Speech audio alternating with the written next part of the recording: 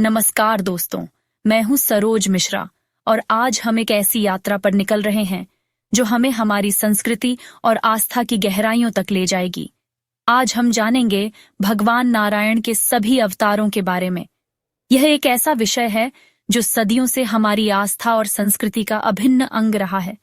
भगवान विष्णु, जिन्हें नारायण भी कहा जाता है, त्रिमूर्ति में से एक हैं जो सृष्टि के पालक माने जाते हैं। जब जब पृथ्वी पर अधर्म बढ़ता है, साधुओं पर अत्याचार होता है और धर्म की हानि होती है, तब तब भगवान नारायण विभिन्न रूपों में अवतार लेकर धर्म की पुनः स्थापना करते हैं और मानवता का कल्याण सुनिश्चित करते हैं। यह उनका संकल्प है, उनकी प्रतिज्ञा है। इन अवतारों की कथाएं न केवल रोचक और विस्मयकारी हैं, बल्कि इनमें गहरे दार्शनिक और नैतिक संदेश भी छिपे हुए हैं, जो आज भी हमारे जीवन को आलोकित करते हैं। प्रत्येक अवतार एक विशेष उद्देश्य के साथ पृथ्वी पर अवतरित हुआ और उन्होंने अपने समय की विकट चुनौतियों का सामना करते हुए मानवता को एक नया मार्ग दिखाया, एक नई दिशा प्रदान की। क्या आप जानते हैं कि इन अवतारों की संख्या कितनी है और प्रत्येक अवतार का क्या विशिष्ट महत्व है? आज के इस विशेष कार्यक्रम में हम इन्हीं रहस्यों से पर्दा उठाएंगे और भगवान नारायण के प्रमुख 10 अवतारों, जिन्हें दशावतार भी कहा जाता है, की लीलाओं और उनके गहन महत्व को विस्तार से समझने का प्रयास करेंगे। तो चलिए देवियों और सज्जनों, तैयार हो जाइए एक ऐसी ज्ञानवर्धक और आध्यात्मिक यात्रा पर, जहां हम सृष्टि के पालक भगवान विष्णु के विभिन्न स्वरूपों के दर्शन करेंगे। हम जानेंगे कि कैसे उन्होंने समय समय पर पृथ्वी को अनेक संकटों से उबारा और धर्म की ध्वजा को सदैव ऊंचा रखा। यह यात्रा न केवल हमारी समृद्ध पौराणिक कथाओं के प्रति हमारी समझ को और भी प्रगाढ़ करेगी, बल्कि हमारे जीवन को भी एक नई दृष्टि, एक नई प्रेरणा प्रदान करेगी। ये कथाएं पुरातन से भी पुरातन और नवीनतम से भी नवीन हैं। आज का विषय है भगवान नारायण के अद्भुत अवतार। तो देवियों और सज्जनों, हमारी इस दिव्य यात्रा का सबसे पहला पड़ाव है भगवान नारायण का प्रथम अवतार, मत्स्य अवतार। कल्पना कीजिए उस समय की जब यह पृथ्वी एक महाप्रलय की ओर द्रुत गति से बढ़ रही थी। चारों ओर केवल जल ही जल, विनाश का एक ऐसा तांडव जिसने संपूर्ण चराचर जगत को अपने आघोष में लेने की तैयारी कर ली थी। ऐसे विकट समय में सृष्टि के अमूल्य बीजों को, वेदों के शाश्वत ज्ञान को और सप्तर्षियों के तप पुंज को कौन बचाता? यह प्रश्न अत्यंत गंभीर था और इसका उत्तर भी उतना ही अद्भुत और अकल्पनीय था। स्वयं भगवान विष्णु ने, उस विराट शक्ति ने, एक छोटी सी नन्ही सी मछली का रूप धारण किया। क्या आप यह सोच सकते हैं कि अनंत ब्रह्मांडों के स्वामी, उस परमपिता परमेश्वर का इतना सूक्ष्म, इतना कोमल रूप? कथा कुछ इस प्रकार है कि द्रविड़ देश के पुण्यात्मा राजा सत्यव्रत, जो कालांतर में वैवस्वत मनु के नाम से विख्यात हुए, एक दिन कृतमाला नदी के तट पर संध्या तर्पण कर रहे थे। जब उन्होंने अपनी अंजुलि में जल लिया तो उसी जल के साथ एक छोटी सी मछली भी उनकी अंजुलि में आ गई। वह अद्भुत मछली मानवीय वाणी में राजा से अपने प्राणों की रक्षा की याचना करने लगी। राजा सत्यव्रत स्वभाव से अत्यंत दयालु और धर्मात्मा थे। उन्होंने उस मछली को अपने कमंडल में सुरक्षित रख लिया, किंतु देखते ही देखते कुछ ही क्षणों में वह मछली इतनी विशाल हो गई कि कमंडल उसके लिए छोटा पड़ गया। राजा ने उसे एक बड़े मटके में रखा, फिर एक सरोवर में, तत्पश्चात एक विशाल नदी में और अंततः उसे समुद्र में छोड़ा। पर हर बार वह मछली अपने पिछले आकार से कई गुना अधिक विशाल होती चली गई। तब राजा सत्यव्रत के मन में यह विचार कौंधा कि यह कोई साधारण जीव नहीं हो सकता, यह निश्चित ही स्वयं परमेश्वर का ही कोई लीला रूप है। उन्होंने श्रद्धापूर्वक हाथ जोड़कर उस मत्स्य रूपी भगवान से उनके वास्तविक स्वरूप का परिचय देने की प्रार्थना की। तब भगवान नारायण ने अपने विराट मत्स्य रूप में प्रकट होकर राजा सत्यव्रत को यह रहस्य बताया कि आज से ठीक 7वें दिन पृथ्वी पर एक ऐसी भयंकर प्रलय आने वाली है जिसमें संपूर्ण पृथ्वी जलमग्न हो जाएगी।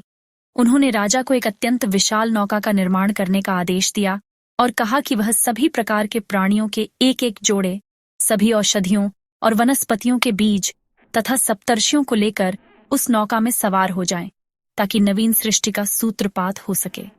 भगवान ने यह भी आश्वासन दिया कि प्रलय के उस विकराल समय में वे स्वयं उस नौका की रक्षा करेंगे, उसे कोई आंच नहीं आने देंगे।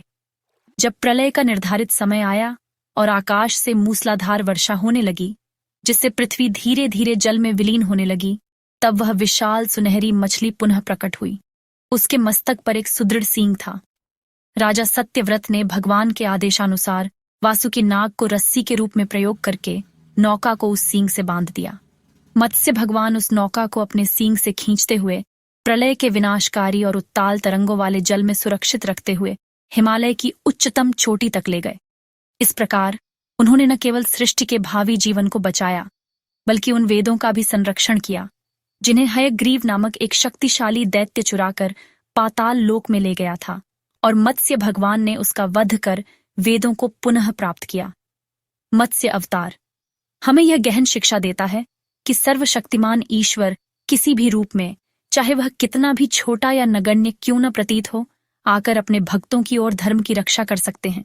यह अवतार जल प्रलय जैसी भयंकर प्राकृतिक आपदाओं से जीवन की रक्षा करने और शाश्वत ज्ञान के संरक्षण का एक अद्भुत प्रतीक है। एक क्षण के लिए विचार कीजिए, देवियों और सज्जनों, अगर उस दिन भगवान नारायण ने यह लीला न रची होती तो आज हमारी सभ्यता, हमारा ज्ञान, हमारा अस्तित्व किस स्वरूप में होता, या होता भी या नहीं। यह प्रश्न हमें इस प्रथम अवतार की महत्ता को और भी अधिक गहराई से समझने पर विवश करता है। तो यह थी कथा भगवान के पहले अवतार मत्स्य अवतार की, जिसने सृष्टि को एक नवीन जीवन प्रदान किया। यह कथा हमें उस समय में ले जाती है जब देवताओं और असुरों के बीच निरंतर संघर्ष चलता रहता था। देवगण ऋषि दुर्वासा के श्राप के कारण अपनी शक्ति, श्री और तेज खो चुके थे, और असुरों का आतंक बढ़ता ही जा रहा था। ऐसे में देवगण अत्यंत चिंतित होकर सृष्टि के रचयिता ब्रह्मा जी के पास गए, और ब्रह्मा जी उन्हें लेकर भगवान विष्णु की शरण में पहुंचे। भगवान विष्णु ने उन्हें एक युक्ति सुझाई, क्षीर सागर का मंथन। उन्होंने कहा कि इस मंथन से अमृत निकलेगा, जिसे पीकर देवगण अमर हो जाएंगे और अपनी खोई हुई शक्ति पुनः प्राप्त कर लेंगे। परंतु यह कार्य इतना विशाल था कि इसे अकेले देवताओं के वश का नहीं था। भगवान विष्णु ने सुझाव दिया कि इस महान कार्य के लिए देवताओं को अपने चिर शत्रु असुरों के साथ संधि करनी होगी और उनकी सहायता लेनी होगी। अमृत का लालच देकर असुरों को भी इस मंथन में सम्मिलित किया जा सकता था। यह सुनकर देवराज इंद्र असुरों के राजा बलि के पास गए और समुद्र मंथन की योजना प्रस्तुत की। अमृत के लोभ में असुर भी इस कार्य के लिए सहमत हो गए। अब प्रश्न यह था कि मंथन किससे किया जाए और मथानी को किस पर टिकाया जाए। मंदराचल पर्वत को मथानी बनाने का निर्णय लिया गया और वासुकी नाग को रस्सी, नेति के रूप में उपयोग करने का। देवता और दानव मिलकर मंदराचल पर्वत को क्षीर सागर तक ले तो आए, परंतु जैसे ही उसे सागर में डाला गया, वह अपने भार के कारण डूबने लगा। सभी के प्रयास विफल होते देख और इस महाअभियान को संकट में पड़ा जानकर भगवान विष्णु ने स्वयं एक विशाल कूर्म अर्थात कच्छप का रूप धारण किया। उन्होंने अपनी पीठ पर उस भारी भरकम मंदराचल पर्वत को धारण कर लिया, जिससे वह सागर में स्थिर हो गया। सोचिए, उस विशाल पर्वत का भार और उसे अपनी पीठ पर धारण करने वाले उस कूर्म रूपी भगवान की शक्ति। उनकी पीठ इतनी विशाल और सुदृढ़ थी कि मंदराचल पर्वत उस पर सहजता से घूमने लगा। एक ओर देवता वासुकी नाग के मुख की ओर और दूसरी ओर असुर पूंछ की ओर पकड़कर मंथन करने लगे। भगवान विष्णु स्वयं भी इस प्रक्रिया में विभिन्न रूपों में सहायता कर रहे थे। कभी वे देवताओं को बल प्रदान कर रहे थे, तो कभी असुरों को। इस महामंथन से अनेक अद्भुत और दिव्य वस्तुएं निकलीं। सबसे पहले हलाहल विष निकला, जिसकी भयंकरता से त्रिलोक जलने लगा। तब भगवान शिव ने उस विष को अपने कंठ में धारण कर सृष्टि की रक्षा की और नीलकंठ कहलाए। इसके बाद कामधेनु गाय, उच्चैःश्रवा घोड़ा, ऐरावत हाथी, कौस्तुभ मणि, कल्प वृक्ष, अप्सराएं जैसे रंभा, मेनका, उर्वशी और फिर देवी लक्ष्मी प्रकट हुईं, जिन्होंने भगवान विष्णु का वरण किया। अंत में हाथ में अमृत कलश लिए भगवान धन्वंतरि प्रकट हुए। अमृत को देखते ही देवों और असुरों में उसे पाने के लिए छीना झपटी मच गई। इस स्थिति को संभालने के लिए भगवान विष्णु ने मोहिनी रूप धारण किया। कूर्म अवतार हमें स्थिरता, धैर्य और सहयोग का महत्व सिखाता है। जिस प्रकार भगवान कूर्म ने अपनी पीठ पर मंदराचल को धारण कर समुद्र मंथन को संभव बनाया, उसी प्रकार हमें भी अपने जीवन में आने वाली कठिनाइयों और उत्तरदायित्वों को धैर्यपूर्वक वहन करना चाहिए।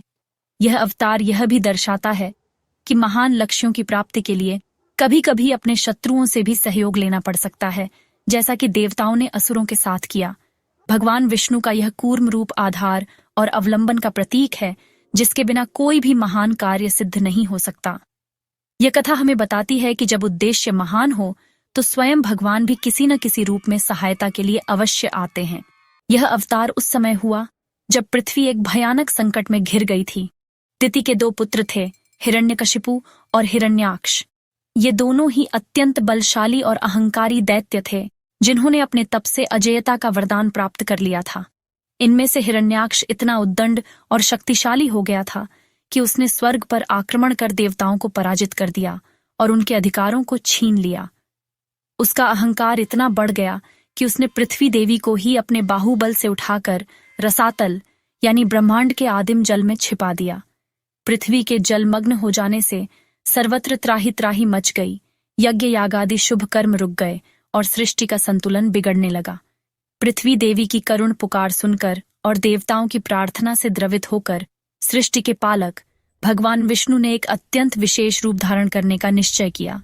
ब्रह्मा जी जब सृष्टि की रचना के विषय में चिंतन कर रहे थे तो उनकी नासिका से एक सूक्ष्म वराह शिशु प्रकट हुआ और देखते ही देखते उसने एक विशालकाय रूप धारण कर लिया। यह कोई साधारण वराह नहीं था। इसका शरीर पर्वत के समान विशाल, गर्जना मेघों के समान गंभीर और खुर वज्र के समान कठोर थे। यह भगवान विष्णु का ही वराह अवतार था, जो पृथ्वी का उद्धार करने के लिए प्रकट हुए थे। उनकी घ्राण शक्ति इतनी तीव्र थी कि उन्होंने रसातल में छिपी हुई पृथ्वी का पता लगा लिया। भगवान वराह ने रसातल में प्रवेश किया और अपनी थूथनी दंष्ट्रा पर पृथ्वी को स्थापित कर उसे ऊपर लाने का प्रयास करने लगे। तभी उनकी भेंट हिरण्याक्ष से हुई। हिरण्याक्ष ने जब देखा कि कोई वराह रूपी प्राणी पृथ्वी को रसातल से बाहर ले जा रहा है तो वह क्रोध से भर गया और उसने भगवान वराह को युद्ध के लिए ललकारा। दोनों के बीच एक अत्यंत भयंकर और विनाशकारी युद्ध हुआ जो कई वर्षों तक चला। हिरण्याक्ष अपनी मायावी शक्तियों का प्रयोग कर रहा था, परंतु भगवान वराह के तेज और बल के समक्ष उसकी एक न चली। भगवान वराह ने अपने सुदृढ़ खुरों और शक्तिशाली दंष्ट्राओं से हिरण्याक्ष पर प्रहार किया। अंततः भगवान वराह ने अपने चक्र से या अपने थूथनी के प्रहार से, कथाओं में भिन्नता है, दुष्ट हिरण्याक्ष का संहार कर दिया। उसके वध के उपरांत भगवान वराह ने पृथ्वी देवी को रसातल के गर्त से निकालकर पुनः ब्रह्मांड में उसकी उचित कक्षा में स्थापित किया, ठीक उसी प्रकार जैसे कोई हाथी कमल नाल को जल से निकालता है। पृथ्वी देवी ने भगवान वराह की स्तुति की और उनके इस उपकार के लिए कृतज्ञता व्यक्त की। पृथ्वी के पुनः स्थापित होने से सृष्टि में पुनः संतुलन आया, धर्म कर्म आरंभ हुए और सभी जीव जंतुओं ने राहत की सांस ली। भगवान का यह रूप शक्ति और संकल्प का प्रतीक है। वराह अवतार हमें यह संदेश देता है कि जब आसुरी शक्तियां धर्म और न्याय को पद्दलित करने का प्रयास करती हैं और सृष्टि को संकट में डालती हैं, तो भगवान किसी भी रूप में आकर उनका नाश करते हैं और अपने आश्रितों की रक्षा करते हैं। यह अवतार पृथ्वी के प्रति हमारे सम्मान और उसके संरक्षण की भावना को भी जागृत करता है।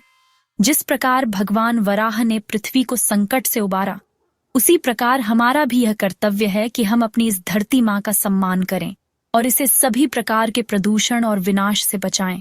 भगवान वराह का यह रौद्र रूप दुष्टों के लिए भय का संचार करता है, परंतु भक्तों के लिए वे परम कृपालु और रक्षक हैं। यह कथा हमें अन्याय के विरुद्ध संघर्ष करने की प्रेरणा भी देती है। अब हम पहुंचते हैं भगवान नारायण के चौथे और अत्यंत उग्र व अद्भुत अवतार नरसिंह अवतार की कथा पर। यह अवतार हिरण्याक्ष के भाई, महापराक्रमी और अत्यंत अहंकारी दैत्यराज हिरण्यकशिपु के अत्याचारों से मुक्ति दिलाने के लिए हुआ था। हिरण्यकशिपु ने अपने भाई हिरण्याक्ष का वध भगवान विष्णु द्वारा वराह रूप में होते देखा था, इसीलिए वह भगवान विष्णु से घोर शत्रुता रखता था। उसने कठोर तपस्या करके ब्रह्मा जी से एक ऐसा अद्भुत वरदान प्राप्त किया था जो उसे लगभग अजेय बना देता था। वरदान यह था कि उसकी मृत्यु न दिन में हो, न रात में, न घर के भीतर हो, न बाहर, न भूमि पर हो, न आकाश में, न किसी अस्त्र से हो, न शस्त्र से, और न किसी मनुष्य से हो, न किसी पशु से। इस वरदान को पाकर हिरण्यकशिपु स्वयं को ईश्वर समझने लगा और उसने तीनों लोकों में त्राहिमाम मचा दिया। उसने आदेश दिया कि कोई भी व्यक्ति भगवान विष्णु की पूजा नहीं करेगा, केवल उसी की पूजा की जाएगी। जो भी उसकी आज्ञा का उल्लंघन करता उसे कठोर दंड दिया जाता। विडंबना देखिए देवियों और सज्जनों कि इसी हिरण्यकशिपु के घर में एक ऐसा पुत्र जन्मा जो भगवान विष्णु का परम भक्त था। उसका नाम था प्रहलाद। बालक प्रहलाद जन्म से ही हरि भक्ति में लीन रहता था और अपने पिता के आदेशों के विपरीत वह निरंतर भगवान नारायण का स्मरण और कीर्तन करता था। हिरण्यकशिपु ने अपने पुत्र को समझाने के अनेक प्रयास किए, उसे डराया धमकाया, परंतु प्रहलाद की भक्ति अडिग रही। क्रोधित होकर हिरण्यकशिपु ने अपने ही पुत्र प्रहलाद को अनेक प्रकार से मारने का प्रयास किया। उसे विष दिया गया, हाथियों से कुचलवाने का प्रयास किया गया, ऊंचे पर्वत से फेंका गया, सर्पों से भरे कारागार में डाला गया, अग्नि में जलाने का प्रयास किया गया। होलिका की कथा इसी से संबंधित है। परंतु हर बार भगवान विष्णु की कृपा से प्रहलाद सुरक्षित बच गया। प्रहलाद की इस अटूट भक्ति और हिरण्यकशिपु के बढ़ते अत्याचारों को देखकर भगवान विष्णु ने अपने भक्त की रक्षा करने और अधर्म का नाश करने का निश्चय किया। एक दिन जब हिरण्यकशिपु क्रोध में प्रहलाद से पूछ रहा था, कहाँ है तेरा विष्णु, क्या वह इस खंभे में भी है? और प्रहलाद ने उत्तर दिया, हाँ पिताजी, वह सर्वव्यापी है, वह इस खंभे में भी है। तो हिरण्यकशिपु ने अपनी गदा से उस खंभे पर प्रहार किया। जैसे ही खंभा टूटा, उसमें से एक अत्यंत भयंकर और अद्भुत रूप प्रकट हुआ, आधा मनुष्य और आधा सिंह का, जिसे नरसिंह कहा गया। उनका मुख सिंह का था, शरीर मनुष्य का, तीक्ष्ण नख और दांत थे और उनकी गर्जना से ब्रह्मांड कांप उठा। यह रूप न तो पूर्ण मनुष्य था, न ही पूर्ण पशु। भगवान नरसिंह ने हिरण्यकशिपु को पकड़ लिया और उसे महल की देहरी पर ले गए, जो न घर के भीतर थी न बाहर। उस समय संध्या काल था, जो न दिन था न रात। उन्होंने हिरण्यकशिपु को अपनी जांघों पर लिटा लिया, जो न भूमि थी न आकाश, और फिर अपने तीक्ष्ण नखों से, जो न अस्त्र थे न शस्त्र, उन्होंने हिरण्यकशिपु का वक्ष चीर कर उसका संहार कर दिया। इस प्रकार ब्रह्मा जी के वरदान की सभी शर्तों का मान रखते हुए भगवान नरसिंह ने दुष्ट दैत्य का अंत किया। नरसिंह अवतार यह सिद्ध करता है कि भगवान अपने भक्तों की रक्षा के लिए किसी भी समय, किसी भी रूप में प्रकट हो सकते हैं। यह अवतार हमें निर्भयता और अटूट आस्था का संदेश देता है, जैसा कि भक्त प्रहलाद ने प्रदर्शित किया। यह कथा यह भी दर्शाती है कि अहंकार और अत्याचार का अंत निश्चित है और ईश्वरीय न्याय से कोई नहीं बच सकता, चाहे वह कितना भी शक्तिशाली क्यों न हो। भगवान नरसिंह का उग्र रूप अधर्मियों के लिए विनाशकारी है, परंतु अपने भक्तों के लिए वे परम करुणामय और रक्षक हैं। हिरण्यकशिपु के वध के बाद भी जब भगवान नरसिंह का क्रोध शांत नहीं हुआ, तो स्वयं भक्त प्रहलाद ने उनकी स्तुति की, जिससे वे शांत हुए। यह अवतार धर्म की विजय और भक्ति की शक्ति का अकाट्य प्रमाण है। देवियों और सज्जनों, हमारी यात्रा अब भगवान नारायण के 5वें अवतार वामन अवतार की ओर अग्रसर है। यह अवतार एक बौने ब्राह्मण बालक के रूप में हुआ था और इसकी कथा अत्यंत रोचक और शिक्षाप्रद है। भक्त प्रहलाद के पौत्र राजा बलि असुरों के राजा थे। वे अत्यंत पराक्रमी, दानवीर और प्रजापालक थे, परंतु उनमें अहंकार भी था। उन्होंने अपने गुरु शुक्राचार्य के मार्गदर्शन में अनेक यज्ञ करके स्वर्ग पर अधिकार कर लिया था और इंद्र समेत सभी देवताओं को निष्कासित कर दिया था। देवताओं की माता अदिति अपने पुत्रों की दुर्दशा देखकर अत्यंत दुखी हुईं और उन्होंने भगवान विष्णु की तपस्या की, उनसे अपने पुत्रों का राज्य वापस दिलाने की प्रार्थना की। भगवान विष्णु ने अदिति को प्रसन्न होकर उनके पुत्र के रूप में जन्म लेने का वचन दिया। समय आने पर अदिति के गर्भ से एक तेजस्वी किंतु बौने शरीर वाले ब्राह्मण कुमार का जन्म हुआ, जिनका नाम वामन रखा गया। जब राजा बलि नर्मदा नदी के तट पर अश्वमेध यज्ञ कर रहे थे और यह घोषणा कर रहे थे कि इस अवसर पर कोई भी उनसे जो कुछ भी मांगेगा वे उसे अवश्य देंगे, तब भगवान वामन एक छोटे से बालक का रूप धरे, हाथ में छाता और कमंडल लिए उनके यज्ञशाला में पधारे। उनके ब्रह्मतेज से संपूर्ण यज्ञशाला आलोकित हो उठी। राजा बलि ने उनका सत्कार किया और उनसे कुछ मांगने का आग्रह किया। भगवान वामन ने अत्यंत विनम्रता से कहा, हे राजन, मैं आपसे अधिक कुछ नहीं चाहता, केवल अपने पैरों से नापकर 3 पग भूमि दान में चाहता हूं। राजा बलि, जो अपनी दानवीरता के लिए प्रसिद्ध थे, यह सुनकर हंस पड़े। उन्हें लगा कि यह बौना ब्राह्मण कितनी छोटी सी चीज मांग रहा है।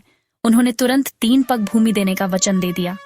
असुरों के गुरु शुक्राचार्य भगवान विष्णु की इस लीला को समझ गए थे। उन्होंने राजा बलि को सचेत किया कि यह कोई साधारण बालक नहीं, बल्कि स्वयं भगवान विष्णु हैं, जो छल से तुम्हारा सर्वस्व हरण करने आए हैं। उन्होंने बल्ली को दान देने से रोकने का भरसक प्रयास किया, परंतु वचनबद्ध राजा बल्ली ने अपने गुरु की बात नहीं मानी और कहा कि वे अपने वचन से पीछे नहीं हट सकते, चाहे परिणाम कुछ भी हो। जैसे ही राजा बल्ली ने दान का संकल्प लिया, भगवान वामन ने अपना विराट त्रिविक्रम रूप धारण करना आरंभ कर दिया। उनका शरीर इतना विशाल हो गया कि वह आकाश तक पहुंच गया। उन्होंने अपने पहले पग में संपूर्ण पृथ्वी लोक को नाप लिया, दूसरे पग में उन्होंने स्वर्ग लोक और अन्य ऊपरी लोकों को नाप लिया। अब तीसरे पग के लिए कोई स्थान शेष नहीं बचा था। भगवान वामन ने राजा बलि से पूछा, हे राजन, मैंने अपने 2 पगों में तो समस्त त्रिलोक नाप लिया, अब अपना तीसरा पग कहाँ रखूं? तुम्हारा वचन तो झूठा हो जाएगा। राजा बलि, जो अपनी वचनबद्धता और दानवीरता के लिए जाने जाते थे, किंचित भी विचलित नहीं हुए। उन्होंने अत्यंत विनम्रता से अपना सिर झुका लिया और भगवान वामन से कहा, हे प्रभु, यदि और कोई स्थान शेष नहीं है तो आप अपना तीसरा पग मेरे मस्तक पर रख दीजिए। भगवान विष्णु राजा बल्ली की इस वचनबद्धता, दानशीलता और समर्पण को देखकर अत्यंत प्रसन्न हुए। उन्होंने अपना तीसरा पग राजा बलि के सिर पर रखा, जिससे बलि पाताल लोक को चले गए। परंतु उनकी भक्ति से प्रसन्न होकर भगवान ने उन्हें पाताल लोक का स्वामी बना दिया और स्वयं उनके द्वारपाल बनकर रहने का वचन भी दिया। वामन अवतार हमें सिखाता है कि अहंकार का पतन निश्चित है, चाहे व्यक्ति कितना भी बड़ा और शक्तिशाली क्यों न हो। साथ ही यह अवतार वचनबद्धता, दान और समर्पण के महत्व को भी रेखांकित करता है। यह दिखाता है कि भगवान भक्त के भाव के भूखे होते हैं और सच्ची भक्ति से उन्हें भी जीता जा सकता है। अब हम भगवान नारायण के छठे अवतार परशुराम अवतार की ओर बढ़ते हैं। यह अवतार एक आवेश अवतार माना जाता है, जिसमें भगवान ने ब्राह्मण कुल में जन्म लेकर क्षत्रियों के अहंकार और अत्याचार का दमन किया था। उस समय पृथ्वी पर वंशी क्षत्रिय राजाओं का आतंक व्याप्त था। वे अपनी शक्ति के मद में चूर होकर धर्म और न्याय की अवहेलना करने लगे थे, ब्राह्मणों और ऋषियों पर अत्याचार करते थे और प्रजा का शोषण करते थे। विशेषकर राजा कार्तवीर्य अर्जुन सहस्रार्जुन, जिसे दत्तात्रेय भगवान से 1000 भुजाओं का वरदान प्राप्त था, अत्यंत अहंकारी और अत्याचारी हो गया था। इसी पृष्ठभूमि में धर्म की रक्षा और अधर्म के नाश के लिए भगवान विष्णु ने जमदग्नि ऋषि और उनकी पत्नी रेणुका के पुत्र के रूप में जन्म लिया। उनका नाम राम रखा गया, परंतु भगवान शिव द्वारा प्रदत्त परशु फरसा नामक अस्त्र को धारण करने के कारण वे परशुराम कहलाए। परशुराम जी बाल्यकाल से ही अत्यंत तेजस्वी थे और उन्होंने अपने पिता से वेदों का तथा भगवान शिव से शस्त्र विद्या का ज्ञान प्राप्त किया था। एक बार की घटना है जब राजा कार्तवीर्य अर्जुन अपनी सेना सहित जमदग्नि ऋषि के आश्रम में आया।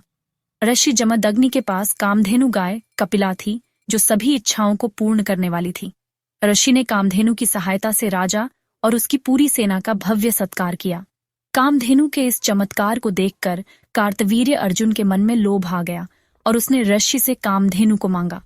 ऋषि के इनकार करने पर अहंकारी कार्तवीर्य अर्जुन ने बलपूर्वक कामधेनु को छीन लिया और आश्रम को भी तहस नहस कर दिया। उस समय परशुराम आश्रम में नहीं थे। जब परशुराम आश्रम लौटे और उन्हें अपने पिता के अपमान तथा कामधेनु के हरण का समाचार मिला तो वे क्रोध से भर उठे। उनका रौद्र रूप प्रकट हो गया। वे तुरंत माहिष्मती नगरी गए, जहां कार्तवीर्य अर्जुन का राज्य था। उन्होंने कार्तवीर्य अर्जुन को ललकारा और दोनों के बीच भयंकर युद्ध हुआ। परशुराम ने अपने अदम्य पराक्रम से कार्तवीर्य अर्जुन की 1000 भुजाओं को अपने परशु से काट डाला और अंततः उसका वध कर दिया। इसके पश्चात उन्होंने कामधेनु को वापस लाकर अपने पिता को सौंपा। परंतु यह कथा यहीं समाप्त नहीं हुई। कार्तवीर्य अर्जुन के पुत्रों ने अपने पिता की मृत्यु का प्रतिशोध लेने के लिए जमदग्नि ऋषि की, जब वे ध्यान में लीन थे, निर्ममतापूर्वक हत्या कर दी। पिता की नृशंस हत्या और माता रेणुका के करुण विलाप को देखकर परशुराम का क्रोध अपनी पराकाष्ठा पर पहुंच गया। उन्होंने प्रतिज्ञा की कि वे इस पृथ्वी को समस्त अहंकारी और अधर्मी क्षत्रियों से विहीन कर देंगे।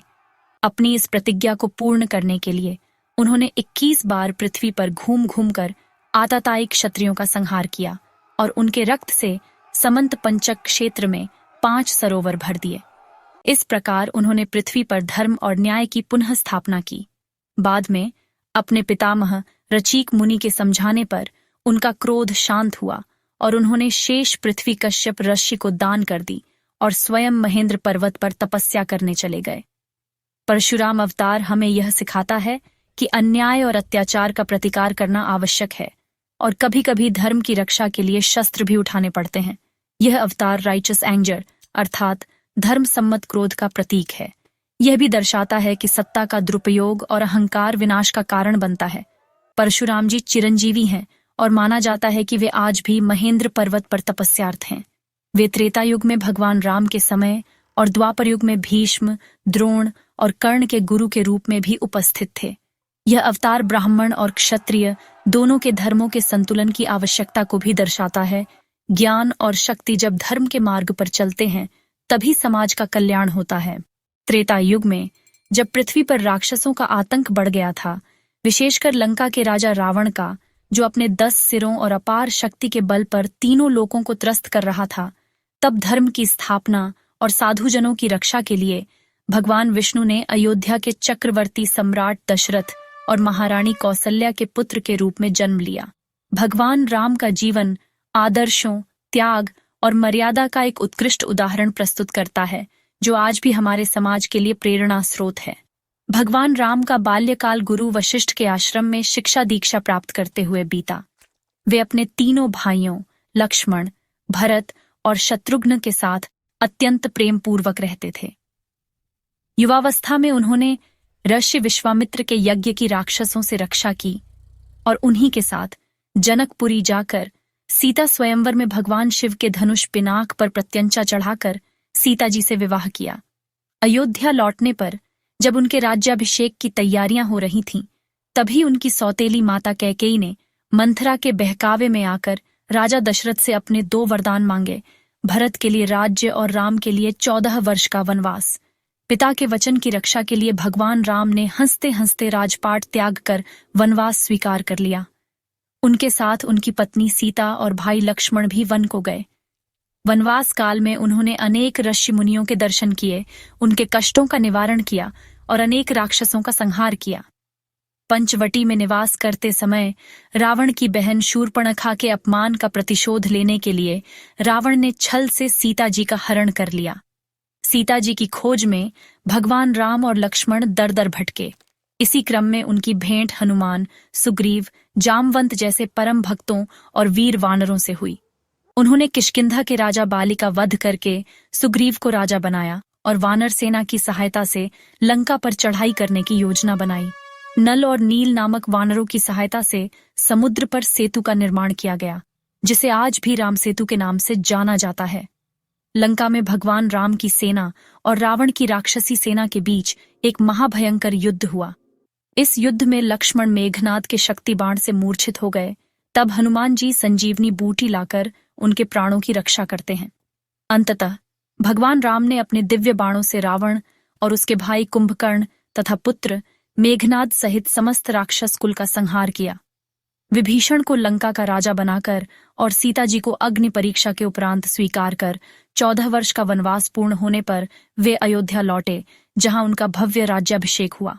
उनके शासनकाल को राम राज्य कहा जाता है, जो न्याय, शांति और समृद्धि का प्रतीक माना जाता है। भगवान राम का जीवन हमें सत्य, धर्म, वचनबद्धता, पितृभक्ति, मातृभक्ति, भ्रातृप्रेम, एक पत्नी व्रत और शरणागत वत्सलता जैसे अनगिनत आदर्शों की शिक्षा देता है। उन्होंने अपने आचरण से यह सिद्ध किया कि मनुष्य को हर परिस्थिति में धर्म और मर्यादा का पालन करना चाहिए। वे एक आदर्श पुत्र, आदर्श भाई, आदर्श पति, आदर्श मित्र और आदर्श राजा थे। रामायण की कथा केवल एक कहानी नहीं, बल्कि जीवन जीने की कला सिखाने वाला एक महाकाव्य है। भगवान राम का चरित्र हमें दिखाता है कि कठिनाइयों और चुनौतियों का सामना धैर्य और साहस के साथ कैसे किया जाए और अंततः सत्य और धर्म की ही विजय होती है। उनके नाम का स्मरण मात्र ही हमें संबल प्रदान करता है, जो अपनी 16 कलाओं से परिपूर्ण थे। भगवान श्री कृष्ण 8वें अवतार द्वापर युग में जब कंस जैसे आताताई राजाओं और कौरवों जैसे अधर्मियों के भार से पृथ्वी त्रस्त थी, तब भगवान विष्णु ने देवकी और वसुदेव के 8वें पुत्र के रूप में मथुरा के कारागार में जन्म लिया। उनके जन्म के समय ही आकाशवाणी हुई थी कि देवकी का 8वां पुत्र ही कंस का वध करेगा। इसलिए कंस ने देवकी और वसुदेव को कारागार में डाल दिया था और उनके सभी पुत्रों को जन्मते ही मार देता था। परंतु भगवान की लीला अपरंपार थी। जन्म के तुरंत बाद वसुदेव जी कृष्ण को टोकरी में रखकर यमुना पार कर गोकुल में नंद बाबा और यशोदा मैया के पास छोड़ आए और वहां से उनकी नवजात कन्या को ले आए। भगवान कृष्ण का बाल्यकाल गोकुल और वृंदावन में बीता, जहां उन्होंने अनेक लीलाएं की। माखन चोरी, कालिया नाग का मर्दन, गोवर्धन पर्वत को अपनी छोटी उंगली पर उठाना पूतना, बकासुर अघासुर जैसे अनेक राक्षसों का वध करना। ये सभी लीलाएं न केवल मनोरंजक हैं, बल्कि इनमें गहरे आध्यात्मिक रहस्य भी छिपे हैं। उनकी बांसुरी की धुन पर गोप गोपियां और यहां तक कि पशु पक्षी भी मोहित हो जाते थे। राधा जी के साथ उनका प्रेम दिव्य और अलौकिक माना जाता है, जो जीवात्मा और परमात्मा के मिलन का प्रतीक है। युवावस्था में उन्होंने मथुरा जाकर अपने मामा कंस का वध किया और अपने नाना उग्रसेन को पुनः राजा बनाया। इसके बाद उन्होंने द्वारका नगरी बसाई और वहीं से अपने धर्म राज्य का संचालन किया। भगवान कृष्ण का जीवन केवल लीलाओं और चमत्कारों तक ही सीमित नहीं था। वे एक महान कर्मयोगी, कूटनीतिज्ञ और तत्वज्ञानी भी थे। महाभारत के युद्ध में उनकी भूमिका अत्यंत महत्वपूर्ण थी। वे पांडवों के पक्ष में थे, परंतु उन्होंने स्वयं शस्त्र न उठाने की प्रतिज्ञा की थी। उन्होंने अर्जुन के सारथी बनना स्वीकार किया और युद्ध भूमि में जब अर्जुन अपने ही स्वजनों को शत्रु के रूप में देखकर मोहग्रस्त हो गए और युद्ध करने से विमुख होने लगे, तब भगवान कृष्ण ने उन्हें गीता का उपदेश दिया। श्रीमद्भगवद गीता के माध्यम से उन्होंने कर्मयोग, ज्ञान योग और भक्ति योग का जो शाश्वत संदेश दिया, वह आज भी संपूर्ण मानवता का मार्गदर्शन कर रहा है। उन्होंने अर्जुन को आत्मा की अमरता, निष्काम कर्म और ईश्वर के प्रति समर्पण का महत्व समझाया। गीता का उपदेश केवल अर्जुन के लिए नहीं, बल्कि समस्त मानव जाति के लिए था।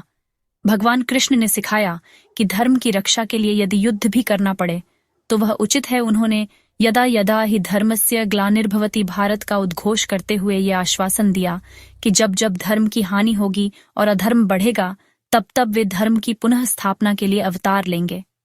महाभारत युद्ध में उनकी कूटनीति और मार्गदर्शन के कारण ही पांडवों को अधर्मी कौरवों पर विजय प्राप्त हुई। उन्होंने द्रौपदी की लाज बचाई और समय समय पर पांडवों को संकटों से उबारा। उनका जीवन यह दर्शाता है कि धर्म की स्थापना के लिए कभी प्रेम से, कभी युक्ति से और कभी शक्ति से भी कार्य करना पड़ता है। भगवान कृष्ण का चरित्र बहुरंगी है। वे एक नटखट बालक हैं, एक प्रेमी हैं, एक मित्र हैं, एक गुरु हैं, एक योद्धा हैं और एक परमेश्वर भी हैं। उनकी प्रत्येक लीला एक संदेश देती है। वे हमें सिखाते हैं कि जीवन को उत्सव की तरह जीना चाहिए, परंतु अपने कर्तव्यों और धर्म का पालन कभी नहीं भूलना चाहिए। उनका जीवन प्रेम, आनंद, ज्ञान और कर्म का एक अद्भुत समन्वय है। कृष्णम वंदे जगद्गुरुम। कृष्ण को जगत का गुरु कहा गया है और यह सर्वथा उचित है। उनका जीवन और उनके उपदेश अनंत काल तक हमें प्रेरित करते रहेंगे और सही मार्ग दिखाते रहेंगे। इस अवतार के विषय में विभिन्न मत और व्याख्याएं प्रचलित हैं, परंतु अधिकांश वैष्णव परंपराएं उन्हें भगवान विष्णु का ही एक अवतार मानती हैं। इस अवतार का उद्देश्य उस समय समाज में व्याप्त अत्यधिक यज्ञ कर्मकांड, पशु बलि और जातिगत भेदभाव जैसी कुरीतियों को दूर करना तथा लोगों को एक सरल, नैतिक और अहिंसक मार्ग दिखाना था। कुछ मान्यताओं के अनुसार यह अवतार उन नास्तिकों और अधर्मियों को मोहित करने के लिए भी हुआ जो वैदिक कर्मकांडों का दुरुपयोग कर रहे थे, ताकि उन्हें सच्चे धर्म से विमुख किया जा सके और बाद में उन्हें सही मार्ग पर लाया जा सके। भगवान बुद्ध का जन्म लगभग 563 ईसा पूर्व लुम्बिनी, वर्तमान नेपाल में शाक्य गणराज्य के राजकुमार सिद्धार्थ गौतम के रूप में हुआ था। उनका लालन पालन राजसी वैभव और सुख सुविधाओं में हुआ, परंतु युवावस्था में जब उन्होंने पहली बार महल से बाहर निकलकर एक वृद्ध व्यक्ति, एक रोगी व्यक्ति, एक मृत शरीर और एक शांत सन्यासी को देखा, तो उनका हृदय संसार के दुखों से द्रवित हो उठा। इन 4 दृश्यों ने उनके जीवन की दिशा ही बदल दी। वे समझ गए कि यह संसार नश्वर है और इसमें दुख ही दुख है। इन दुखों से मुक्ति का मार्ग खोजने के लिए उन्होंने 29 वर्ष की आयु में अपनी पत्नी यशोधरा, पुत्र राहुल और राजपाट का त्याग कर दिया और सत्य की खोज में निकल पड़े। इसे महाभिनिष्क्रमण कहा जाता है। अनेक वर्षों तक कठोर तपस्या और विभिन्न गुरुओं से ज्ञान प्राप्त करने के बाद भी जब उन्हें आत्मज्ञान प्राप्त नहीं हुआ, तो उन्होंने गया, बिहार में एक पीपल वृक्ष के नीचे ध्यान लगाया।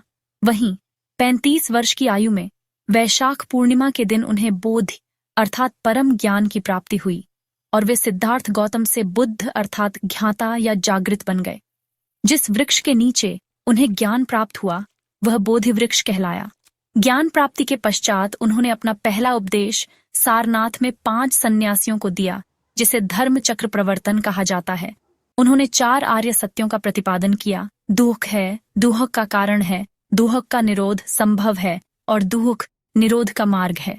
भगवान बुद्ध ने दुहक निरोध के लिए अष्टांगिक मार्ग का उपदेश दिया, जिसमें सम्यक दृष्टि, सम्यक संकल्प, सम्यक वचन, सम्यक कर्म, सम्यक आजीविका, सम्यक प्रयास, सम्यक स्मृति और सम्यक समाधि सम्मिलित हैं। उन्होंने अहिंसा, करुणा, मैत्री और प्रज्ञा पर विशेष बल दिया। उन्होंने वेदों की प्रामाणिकता और ईश्वर के अस्तित्व जैसे प्रश्नों पर मौन रहना उचित समझा और अपना ध्यान मुख्यतः नैतिक आचरण और दुखों से मुक्ति के व्यावहारिक उपायों पर केंद्रित किया। उनकी शिक्षाएं अत्यंत सरल और तर्कसंगत थीं, जिससे बड़ी संख्या में लोग बिना किसी जाति पाति के भेदभाव के उनके अनुयायी बन गए। उन्होंने एक भिक्षु संघ की स्थापना की, जिसने उनके उपदेशों को दूर दूर तक फैलाया। बुद्ध अवतार का वैष्णव परिप्रेक्ष्य में महत्व यह है कि यह दर्शाता है कि भगवान समय और परिस्थिति के अनुसार विभिन्न रूपों और शिक्षाओं के माध्यम से जीवों का कल्याण करते हैं। जब समाज में हिंसा और अंधविश्वास बढ़ जाता है तो वे करुणा और अहिंसा का संदेश लेकर आते हैं। भगवान बुद्ध की शिक्षाओं ने न केवल भारत बल्कि विश्व के अनेक देशों को प्रभावित किया और एक महान धर्म, बौद्ध धर्म की नींव रखी। यह अवतार हमें आत्मनिरीक्षण, इंद्रिय संयम और सभी प्राणियों के प्रति दया भाव रखने की प्रेरणा देता है। यह हमें सिखाता है कि सच्चा सुख बाहरी वस्तुओं में नहीं बल्कि आंतरिक शांति और ज्ञान में निहित है। और अब देवियों और सज्जनों, हम पहुंचते हैं भगवान नारायण के 10वें और अंतिम अवतार की ओर, जो अब भी भविष्य के गर्भ में है, कल्कि अवतार। श्रीमद् भागवत पुराण, विष्णु पुराण, कल्कि पुराण तथा अन्य अनेक हिंदू धर्म ग्रंथों में इस अवतार की भविष्यवाणियां की गई हैं। ये अवतार कलयुग के अंत में होगा, जब अधर्म अपनी पराकाष्ठा पर पहुंच जाएगा, सत्य और न्याय का लोप हो जाएगा और पृथ्वी पाप के भार से त्राहि त्राहि कर उठेगी। यह वह समय होगा जब राजा और शासक वर्ग प्रजा का शोषण करने वाले और अधर्मी हो जाएंगे। मनुष्य लोभ, मोह और हिंसा में लिप्त हो जाएंगे और नैतिक मूल्यों का पूर्णतया पतन हो जाएगा। शास्त्रों के अनुसार जब कलयुग अपनी चरम सीमा पर होगा और धर्म की ग्लानि असहनीय हो जाएगी, तब संभल नामक ग्राम में विष्णुयश नामक एक श्रेष्ठ ब्राह्मण के घर भगवान विष्णु कल्कि के रूप में अवतार लेंगे। वे एक श्वेत अश्व, जिसका नाम देवदत्त होगा, पर आरूढ़ होंगे और उनके हाथ में एक देदीप्यमान विद्युत सी चमकती हुई खड्ग तलवार होगी। उनका स्वरूप अत्यंत तेजस्वी होगा और वे समस्त आसुरी शक्तियों और अधर्मी लोगों का विनाश करेंगे। उनका उद्देश्य होगा पृथ्वी से पाप का भार हरण करना, दुष्टों का संहार करना और धर्म की पुनः स्थापना करना। ये एक प्रकार से सृष्टि का शुद्धिकरण होगा। भगवान कल्कि के अवतरण के साथ ही कलयुग का अंत हो जाएगा और एक नए स्वर्णिम युग सत्ययुग या कृतयुग का आरंभ होगा।